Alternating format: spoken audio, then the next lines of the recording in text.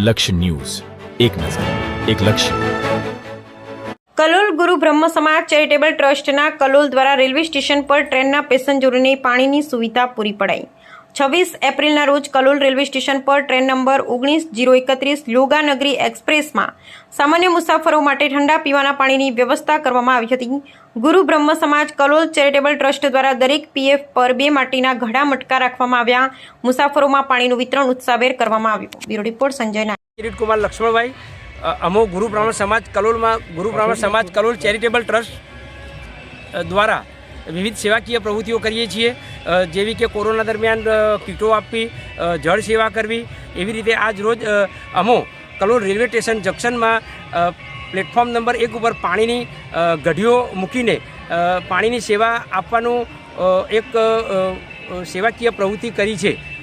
તે બદલ અમને સાથ સહકાર આપવા બદલ રેલવે ના અધિકારીશ્રીઓનો અને કલોલ રેલવે સ્ટેશનનો અમે ગુરુ બ્રાહ્મણ સમાજ કલોલ ચેરિટેબલ ટ્રસ્ટ પ્રતિ આભાર વ્યક્ત કરીએ છીએ.